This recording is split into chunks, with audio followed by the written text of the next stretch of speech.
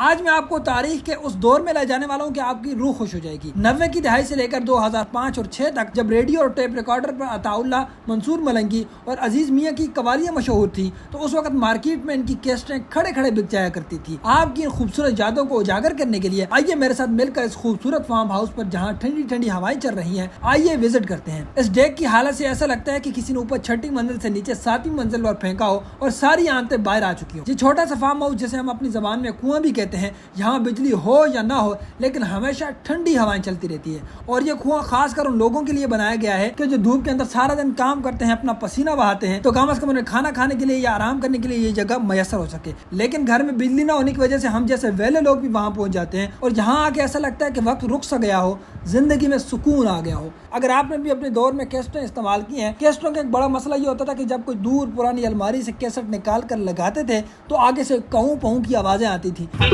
لیکن جب انہیں دھوپ پر رکھتے تھے تو ٹھیک ہو جاتی تھی۔ اور بندے کو غصہ تب آتا تھا جب آپ کی محبوبہ آپ کو عطا اللہ سخیلوی کی کیسٹ پہنچائے اور وہ آگے بچوں کے ہاتھ لگ جائے اور وہ اس کی ایسی کی تیسی پھیر دے۔ اچھا، اکثر کیسٹیں ٹیپ کے دروازے میں پھنس بھی جاتی تھی۔ اس وقت کیسٹ اور ٹیپ کا دروازہ دونوں بچانا کیٹو کے پہاڑ سر کرنے کے برابر تھا، کیونکہ ان دونوں میں سے ایک چیز بھی خراب ہوئی تو اب بھی کچھتر اڑتے تیر کی طرح آتا تھا۔ اچھا، ایک چیز مجھے ابھی تک سمجھ نہیں آئی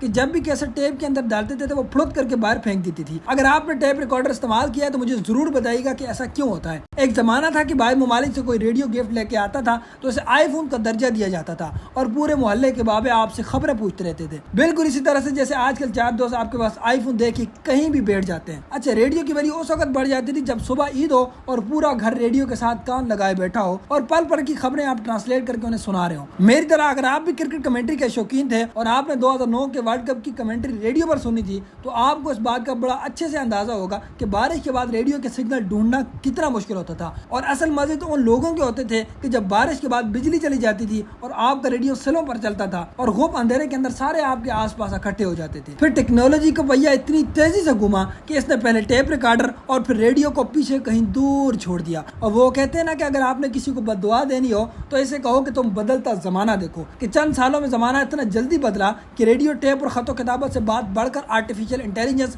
ڈیپ فیک تک جا پہنچی ہے۔ اب اس کا یہ ہرگز مطلب نہیں کہ آپ اسی دور کو یاد کرتے رہیں، اسی دور کو کوستے رہیں کہ وہ وقت کیوں ختم ہو گیا، بلکہ آگے بڑھیے، دنیا کی اس تبدیلی کو قبول کر کے آگے اس کے ساتھ چلنا سیکھیں۔